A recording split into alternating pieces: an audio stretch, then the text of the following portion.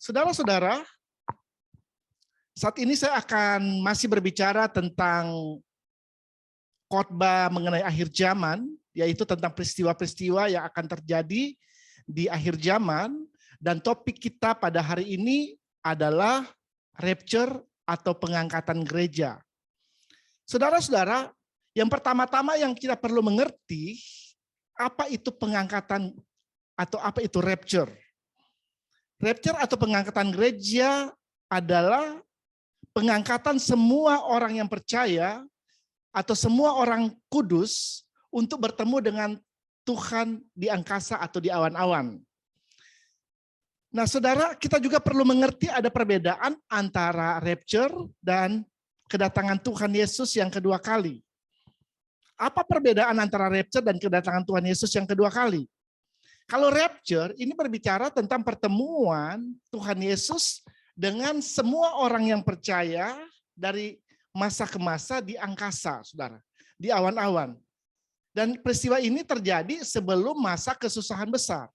Sedangkan kedatangan Tuhan Yesus yang kedua kali, itu adalah di mana Tuhan Yesus datang bersama orang-orang kudusnya ke dunia ini.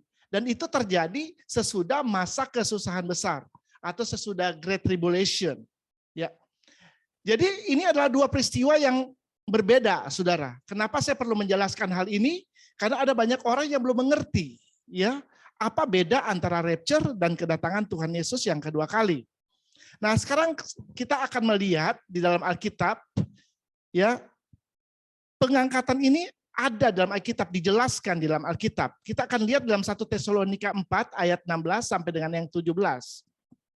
Sekali lagi, 1 Tesalonika 4 ayat yang ke-16 sampai dengan yang ke-17 bunyinya demikian. Sebab pada waktu tanda diberi, yaitu pada waktu penghulu malaikat berseru dan sangkakala Allah berbunyi, maka Tuhan sendiri akan turun dari sorga, dan mereka yang mati dalam Kristus akan lebih dahulu bangkit. Ayat 17. Sesudah itu kita yang hidup, yang masih tinggal, akan diangkat bersama-sama dengan mereka dalam awan menyongsong Tuhan di angkasa. Demikianlah kita akan selama-lamanya bersama-sama dengan Tuhan. Saudara-saudara, dalam ayat firman Tuhan ini menjelaskan akan ada pengangkatan semua orang kudus, baik yang sudah mati maupun yang masih hidup. Yang sudah mati akan lebih dulu dibangkitkan, dikatakan oleh firman Tuhan, dan bersama dengan orang yang kudus yang masih hidup, mereka akan bersama-sama menyongsong Tuhan Yesus di angkasa atau di awan-awan. Nah, kita akan melihat sedikit gambaran tentang apa yang akan terjadi pada waktu pengangkatan itu terjadi di dunia ini, saudara. Kita akan lihat dan akan baca dalam Lukas pasal 17 ayat 34 sampai 36. Aku berkata kepadamu pada malam itu ada dua orang di atas satu tempat tidur, yang seorang akan dibawa dan yang lain akan ditinggalkan. Ayat 35, ada dua orang perempuan bersama-sama menghilang, yang seorang akan dibawa dan yang lain akan ditinggalkan. Ayat 36, kalau ada dua orang di ladang, yang seorang akan dibawa dan yang lain ditinggalkan. Saudara-saudara perhatikan di sini. Kalau saudara melihat di dalam ayat 34 ya, dikatakan ada dua orang di tempat tidur. Yang seorang dibawa dan yang seorang lagi ditinggal, saudara. Nah, kalau berbicara tidur bersama di tempat tidur, ini berbicara orang-orang yang dekat. Ya, bisa itu suami istri, bisa itu orang tua dan anak, dan juga itu bisa adik kakak, saudara. Ya, jadi berbicara sebenarnya keselamatan itu adalah personal, pribadi, saudara. Itu adalah keputusan pribadi kita. Apakah kita mau diangkat atau kita akan tertinggal di dunia ini pada waktu masa pengangkatan gereja, itu adalah kita yang menentukan. Ya, kita yang menentukan. Itu adalah pribadi, saudara. Nah, kalau kita lihat di dalam ayat 35 dan 36 tadi dikatakan ada dua orang perempuan bersama-sama menghilang, yang seorang akan dibawa dan yang lain akan ditinggalkan. Dan dua orang di ladang, yang seorang dibawa, yang lain ditinggal, saudara. Nah, ini berbicara tentang orang-orang yang sedang melakukan pekerjaannya sehari-hari atau melakukan aktivitasnya sehari-hari. Dan pekerjaan orang ini bisa berbeda-beda sesuai dengan profesi daripada mereka. Dan tiba-tiba terjadi pengangkatan, saudara. Ya, dan jadi memang pada waktu pengangkatan atau rapture itu terjadi, pada waktu itu kita sedang melakukan kehidupan kita sehari-hari. Semuanya berjalan secara normal, ya. Dan tiba-tiba terjadi rapture, saudara. Ya, dan ada banyak orang yang tiba-tiba menghilang, saudara, pada waktu itu. Ya, jadi saudara, pada peristiwa ini akan terjadi kekacauan di seluruh dunia. Saudara bisa bayangkan kalau misalnya ada seorang pilot, dia adalah seorang anak Tuhan, saudara, dan dia sedang mengemudikan pesawat terbang, dan tiba-tiba terjadi pengangkatan. Maka pilot itu akan pergi, saudara. Dan pesawat itu tidak ada yang mengemudikan. Saudara bisa bayangkan apa yang akan terjadi dengan pesawat itu? Maka pesawat itu pasti suatu saat akan jatuh, dan atau mungkin bisa tabrak gunung, atau bisa jatuh di laut, atau jatuh di mana saja. Dan saudara bisa bayangkan kalau ada banyak pilot yang anak Tuhan, yang tiba-tiba diangkat oleh Tuhan, ya, gimana, apa yang akan terjadi? Pasti ini sesuatu yang mengerikan, saudara. Dan kalau di bumi ini ada orang yang sedang mengendarai mobil, dan mereka adalah anak-anak Tuhan, dan tiba-tiba mereka diangkat oleh Tuhan, akan terjadi tabrakan di mana-mana, saudara. Bukan hanya di satu kota atau di satu negara, tetapi di seluruh dunia akan terjadi hal yang sama. Dan dalam waktu yang sama akan terjadi laporan orang-orang yang hilang. Mungkin ada yang kehilangan istri, ada yang kehilangan suami, ada yang kehilangan anak, ada yang kehilangan teman. Ya, jadi akan ada banyak laporan orang-orang yang hilang dalam satu waktu yang sama, saudara. Ya, waktu yang bersamaan ada banyak orang yang hilang, saudara. Nah, ini adalah gambaran sedikit tentang apa yang terjadi pada waktu pengangkatan, saudara. Buat kita, orang yang percaya, kita sudah aman bersama dengan Tuhan Yesus, ya, di atas sana. Ya, tetapi bagi orang-orang yang masih ada di bumi, ya, terjadi kekacauan yang luar biasa di bumi ini. Nah, sekarang apa tujuan dari pengangkatan atau rapture itu? Saudara, yang pertama tujuan dari rapture itu adalah untuk memisahkan antara orang-orang yang benar dan orang-orang yang jahat atau orang-orang yang berdosa. Firman Allah berkata pada hari-hari yang terakhir akan datang masa yang sukar, di mana orang yang jahat akan terus berbuat jahat, orang yang benar akan terus berbuat benar, orang yang kudus akan terus berbuat kekudusan, saudara. Dan memang suatu saat akan ada pemisahan antara orang yang memilih untuk hidup benar dan orang yang memilih hidup dalam kejahatan atau memilih hidup di dalam dosa, saudara. Ya, dikatakan di dalam Matius 13 ayat 24 sampai 30, saudara bisa catat ayat ini, ya, kadang tidak akan ditampilkan. Ya, dikatakan lalang dan gandum suatu saat akan dipisahkan. Dan waktu pemisahan itu akan terjadi di akhir zaman ini, saudara. Jadi itu yang pertama, saudara. Yang pertama, kenapa apa tujuan dari pengangkatan atau rapture itu? Untuk memisahkan orang benar dan orang-orang yang jahat. Yang kedua, untuk menyadarkan bangsa Israel dari pemberontakan mereka dan membawa bangsa ini untuk bertobat sepenuhnya dari dosa-dosa mereka dan percaya kepada Tuhan Yesus sebagai Mesias, saudara. Nah, kita bisa baca ayatnya di dalam Roma 11 ayat 26. Dengan jalan demikian seluruh Israel akan diselamatkan seperti ada tertulis, dari Sion akan datang penebus. Ia akan menyingkirkan segala kefasikan daripada Yakub.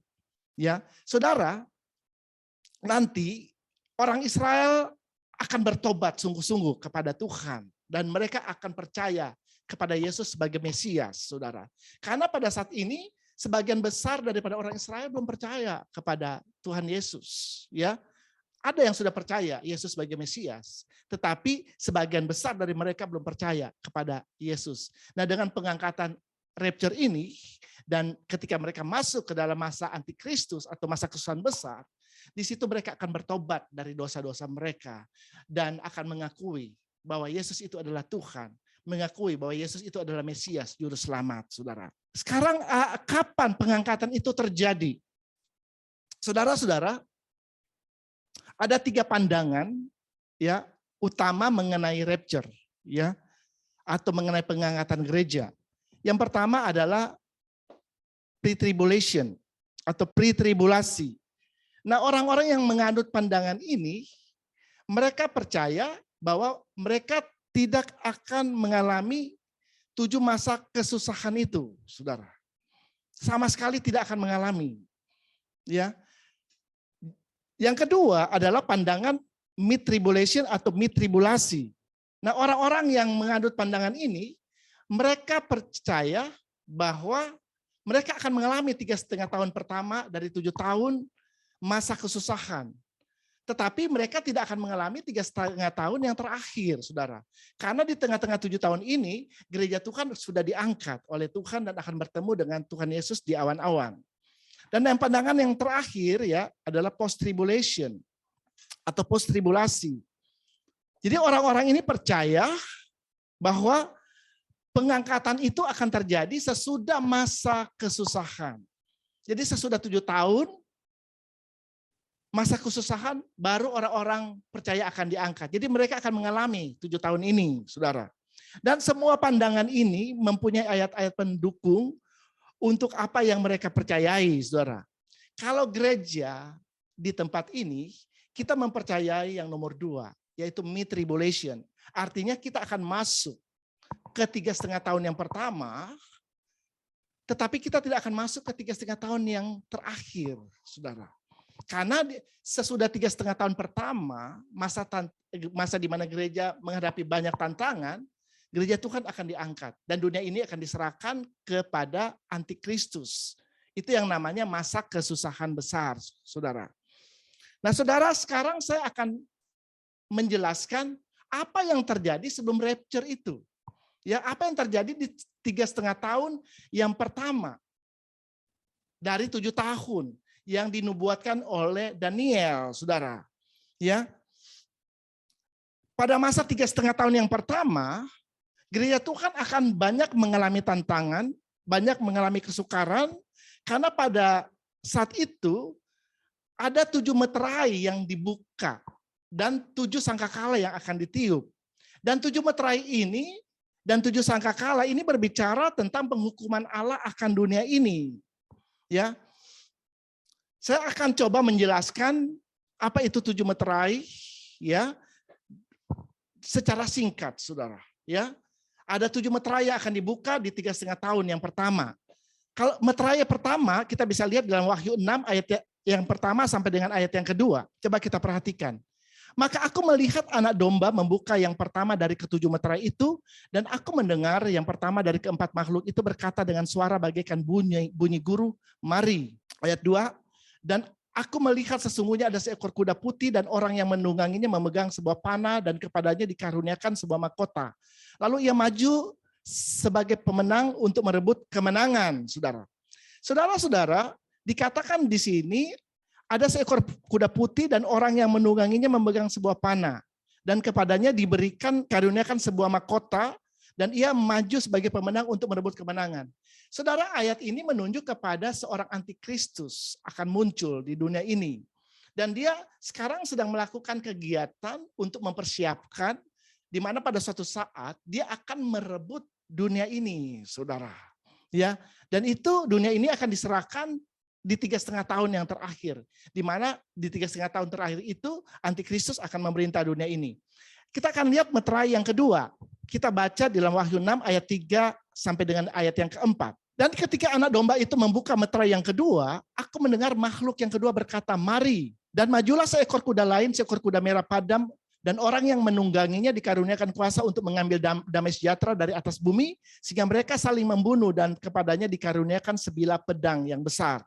Saudara-saudara, dikatakan dalam firman Tuhan ini ada seekor kuda merah padam dan orang yang menungganginya dikaruniakan kuasa untuk mengambil damai sejahtera dari atas bumi. Dan mereka akan saling bunuh dan kepadanya diberikan sebilah pedang yang besar. Saudara, ini artinya pada masa itu akan ada suatu kesengsaraan dan penderitaan, di mana kekerasan, pembunuhan, dan peperangan akan terjadi di masa ini. Dan yang paling menonjol sebenarnya di akhir zaman ini salah satunya adalah dosa kekerasan, saudara. Kalau saudara melihat di TV, ditayangkan begitu banyak macam kekerasan. Bahkan di sekitar kita ada banyak kekerasan yang terjadi, saudara. Nah, ini adalah meterai yang kedua, ya, yang ketika dibuka, inilah yang akan terjadi di muka bumi ini. Sekarang kita akan melihat meterai yang ketiga. Wahyu 6 ayat 5 sampai dengan yang ke-6.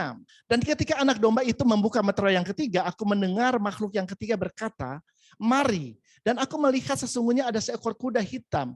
Dan orang yang menungganginya memegang sebuah timbangan di tangannya. Dan ayat yang ke-6. Dan aku mendengar seperti ada suara di tengah-tengah keempat makhluk itu berkata, secupak gandum sedinar dan 3 cupak jelai sedinar, tetapi janganlah rusakkan minyak dan anggur itu.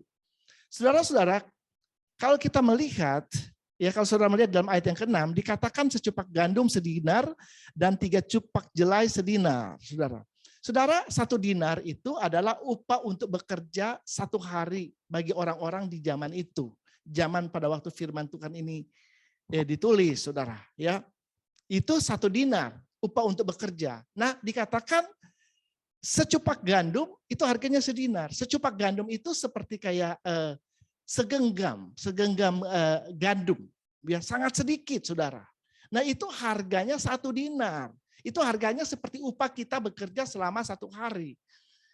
Saya rasa satu genggam gandum itu tidak bisa memberikan makan kepada 1 keluarga dalam sehari, saudara.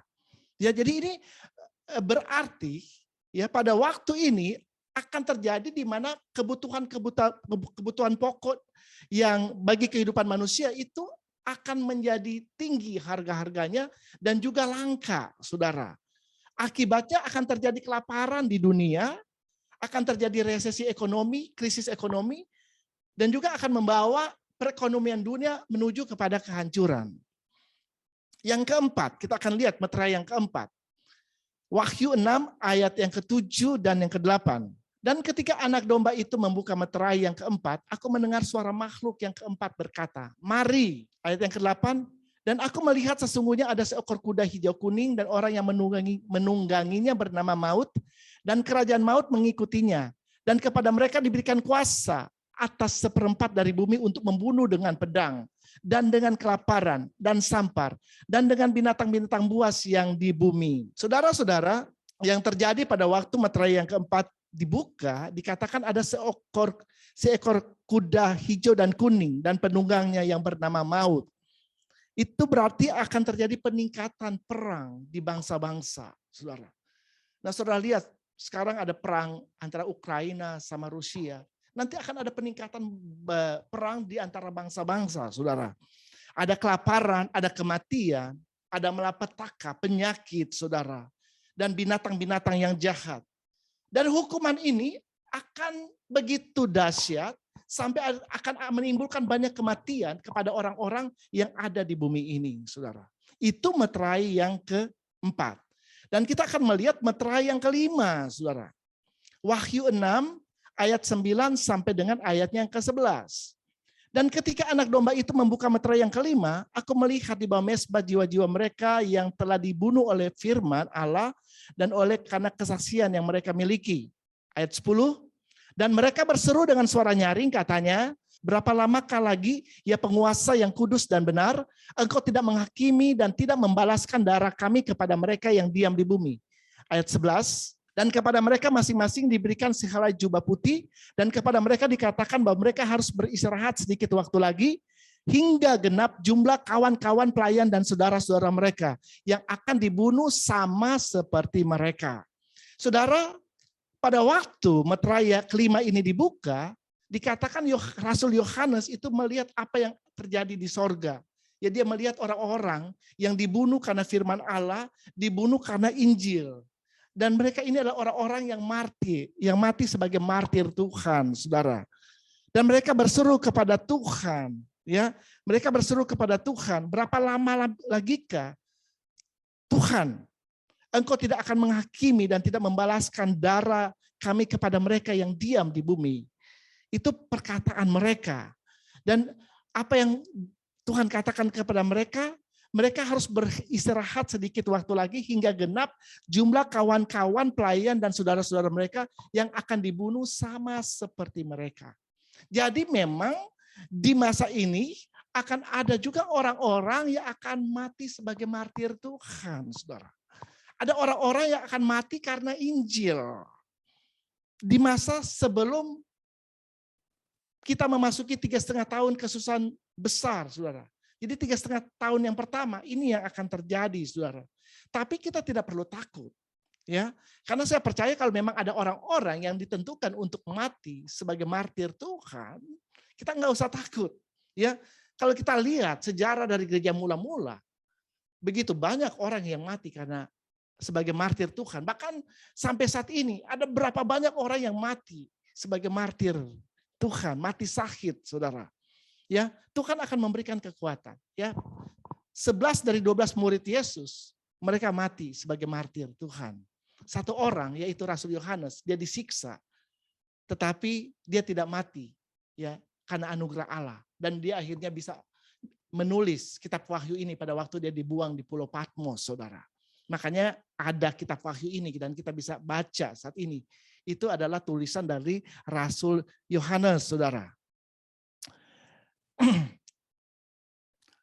Dan meterai yang ke-6, kita nggak perlu baca ini, karena ini ayat-ayatnya cukup panjang, diambil dari Wahyu 6 ayat 12 sampai ayat yang ke-17. Tetapi apa yang terjadi di Wahyu 6 ayat 12 dan 17 ini, akan terjadi gempa bumi yang dahsyat, dan fenomena alam yang dahsyat akan terjadi di muka bumi ini.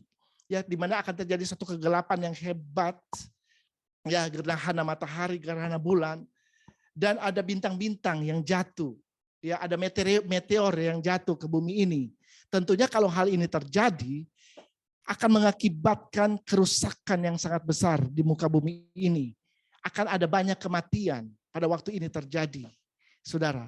Dan ini akan mempengaruhi kehidupan umat manusia pada waktu itu. Dan yang terakhir, ketika meterai yang ke-7 dibuka, kita bisa baca dalam Wahyu 8 ayat yang pertama. Dan ketika anak domba itu membuka meterai yang ke-7, maka sunyi senyaplah di sorga kira-kira setengah jam lamanya. Jadi pada waktu meterai yang ke-7 ini dibuka, terjadi sunyi senyap di sorga. Ya, ini adalah masa jeda sebelum nantinya akan dilanjutkan dengan peniupan 7 sangkakala, saudara. Ke-7 sangkakala ini merupakan isi dari meterai ke-7 sebenarnya. Jadi meterai ke-7 itu isinya ke-7 sangkakala ini. Dan saya hanya akan berbicara 4 sangkakala yang pertama, saudara. Ya, karena ya sangkakala yang selanjutnya itu akan terjadi di masa kesusahan besar. Jadi saya hanya akan berbicara tentang 4 sangkakala yang pertama. Kita akan lihat pada waktu sangkakala pertama ditiup apa yang akan terjadi.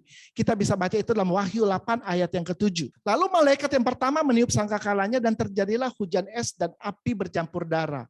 Dan semuanya itu dilemparkan ke bumi. Maka terbakarlah sepertiga dari bumi dan sepertiga dari pohon-pohon dan hanguslah seluruh rumput-rumputan hijau, saudara. Jadi pada waktu peniupan sangkakala yang pertama akan terjadi hujan es dan api yang akan menghancurkan kebanyakan tanaman-tanaman yang ada di dalam dunia ini. Dikatakan sepertiga dari pohon-pohon dan rumput hijau akan hangus dan terbakar, saudara. Jadi bumi ini akan kelihatan kering dan mati. Karena tumbuh-tumbuhan hijau itu udah nggak ada lagi. Dan tentunya kalau hal ini terjadi akan mempengaruhi kehidupan manusia pada waktu itu, saudara. Ya, dan sangkakala yang kedua kita akan lihat Wahyu 8 ayat 8 dan 9. Lalu malaikat yang kedua meniup sangkakalanya dan ada sesuatu seperti gunung besar yang menyala-nyala oleh api dilemparkan ke dalam laut. Dan sepertiga dari laut itu menjadi darah dan matilah sepertiga dari segala makhluk yang bernyawa di dalam laut dan binasalah sepertiga dari semua kapal, saudara. Saudara, pada waktu sangkakala yang kedua ditiup, ya, ini dikatakan ada sesuatu seperti gunung besar yang menyala-nyala oleh api.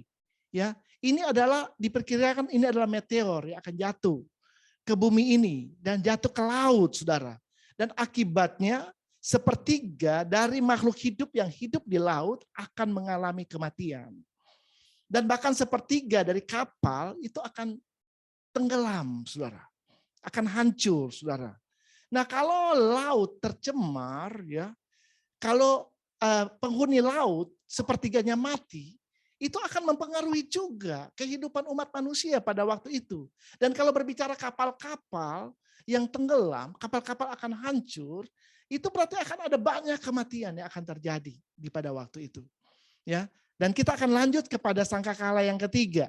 Coba kita lihat di dalam Wahyu 8 ayat yang ke-10 sampai dengan ayat yang ke-11.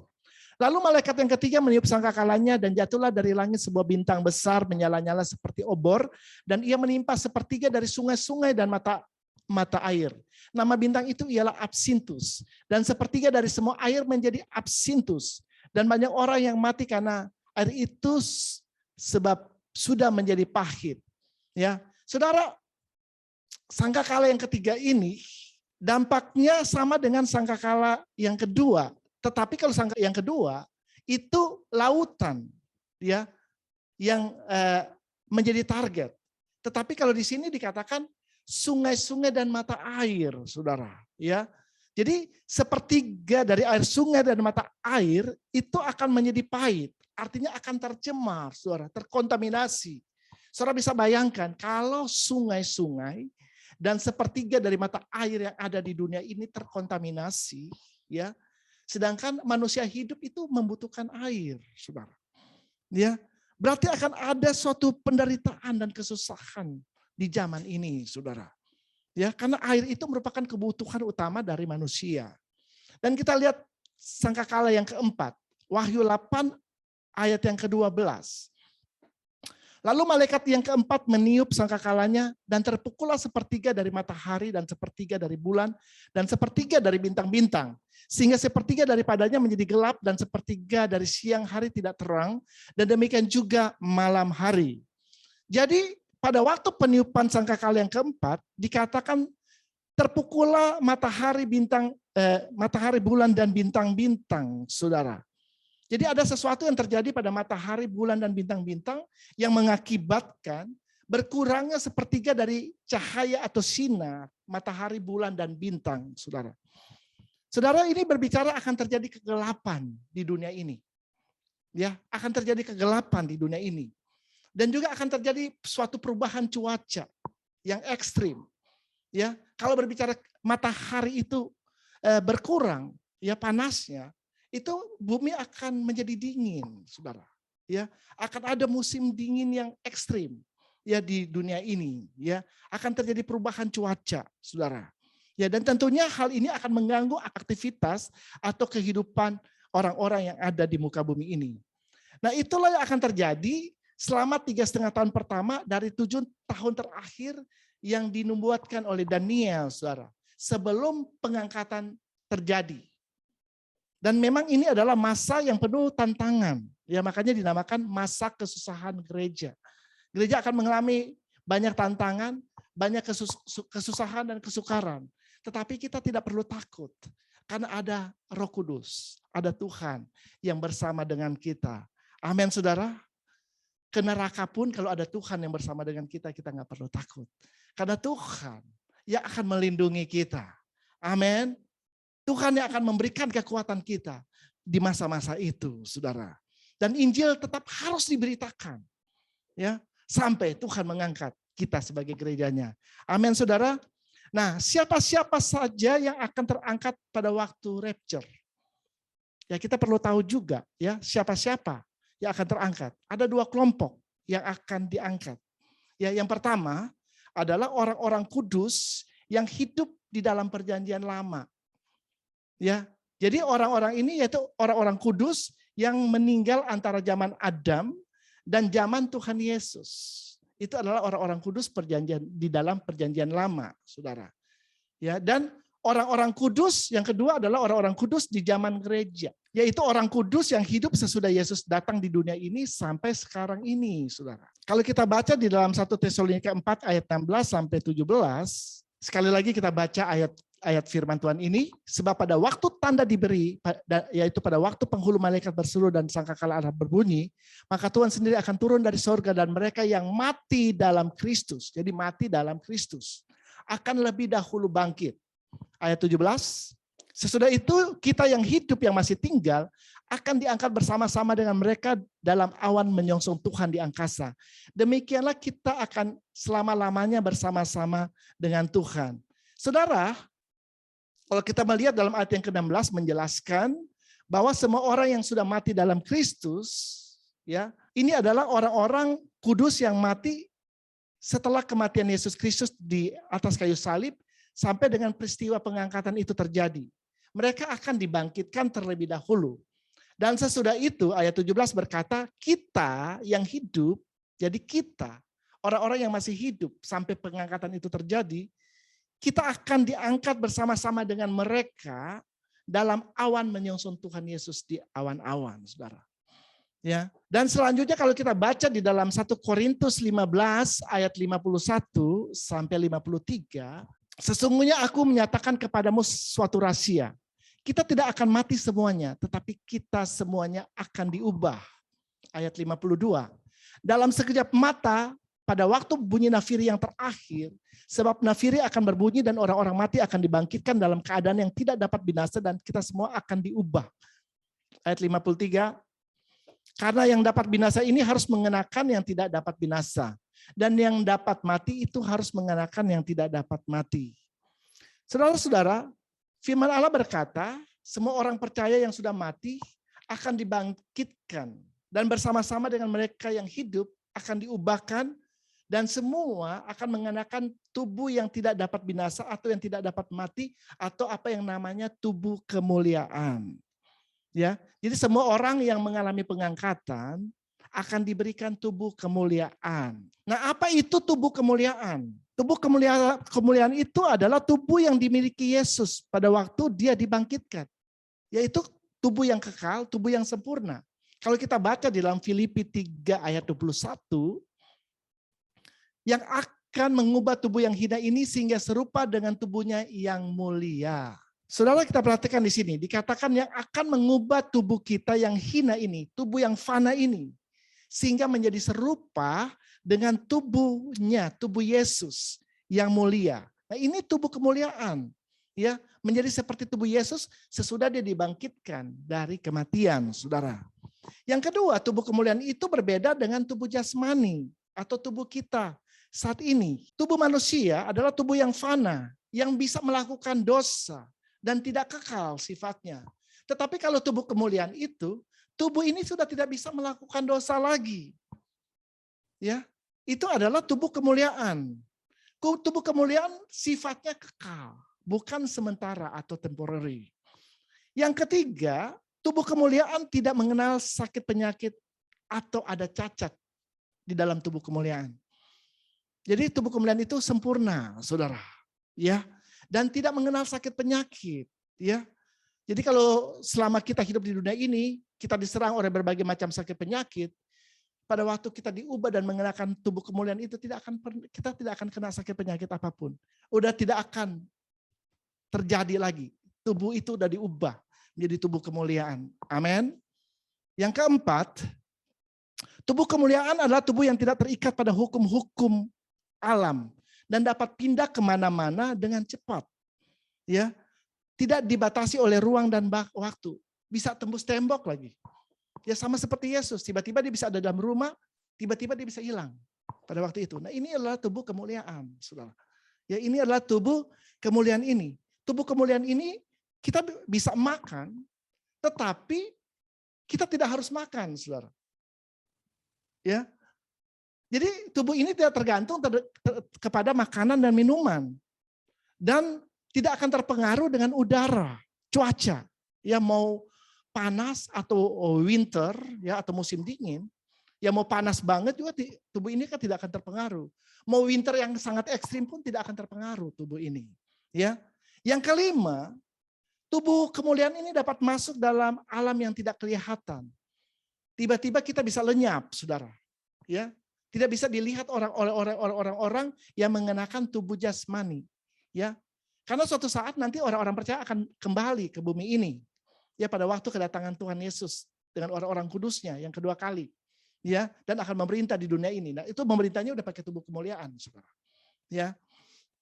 Dan yang keenam, pada saat tubuh jasmani kita ini, tubuh yang fana ini diubah oleh Tuhan pada waktu pengangkatan itu terjadi, maka segala perlengkapan tubuh yang lama akan ditinggalkan, saudara.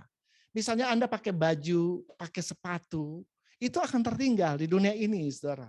Ya kalau Anda ada yang pakai gigi palsu, ya pakai kaki palsu, ya pakai rambut palsu, Semua akan tertinggal, saudara.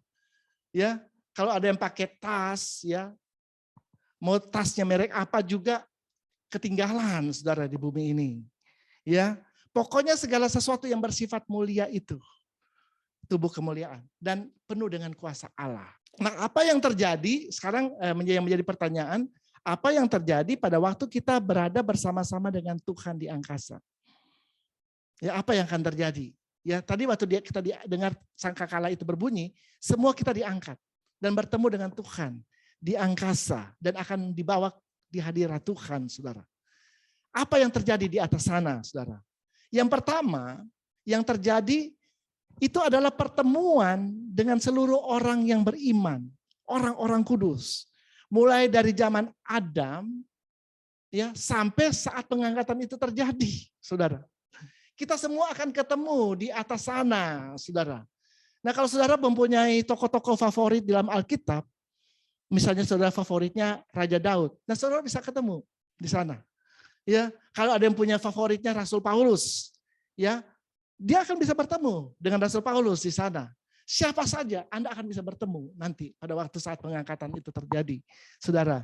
Dan semua orang percaya mereka akan bertemu dengan saling mengasihi sebagai saudara di dalam Tuhan, ya. Dan juga terlebih lagi kita akan bertemu dengan Yesus, kekasih jiwa kita. Amin, saudara. Ya, pada waktu pengangkatan itu kita akan bertemu dengan Tuhan Yesus. Ya, yang selama ini kita belum pernah bertemu, tapi pada saat itu kita akan bertemu face to face dengan Tuhan Yesus. Haleluya. Ya, jadi memang peristiwa pengangkatan ini sesuatu yang sangat indah, saudara. Di mana kita bisa bertemu dengan seluruh orang percaya dari segala zaman. Yang kedua, apa yang terjadi pada waktu kita diangkat di atas sana, ya, di hadirat Allah, ya, kita bisa baca itu dalam Wahyu 19 ayat 7. Marilah kita bersuka dan bersorak-sorai dan memuliakan Dia. Karena hari perkawinan anak domba telah tiba dan pengantinnya telah siap sedia. Jadi pada waktu kita ada di atas sana, itu terjadi perjamuan kawin anak domba. Ya, saudara, gereja Tuhan ini kita dibilang kita ini adalah seperti hubungan kita dengan Kristus itu seperti suami istri, saudara. Ya, makanya gereja itu disebut mempelai Kristus. Dan suatu saat Tuhan Yesus akan datang ke dunia ini untuk menjemput mempelainya. Nah, itu yang namanya pengangkatan. Kita diangkat. Dan kita akan terjadi pernikahan dengan anak domba di atas sana, saudara. Dan tentunya kalau namanya pesta pernikahan, itu adalah sesuatu yang sukacita. Amin. Ya, itu kita akan bersukacita. Hati kita akan penuh dengan pengucapan syukur kepada Tuhan. Ya, karena kita akan bertemu dengan Dia dan menikah dengan Dia. Ya, ini sesuatu yang luar biasa, saudara. Ya, dan di dalam pesta pernikahan ini semua akan mengenakan tubuh kemuliaan.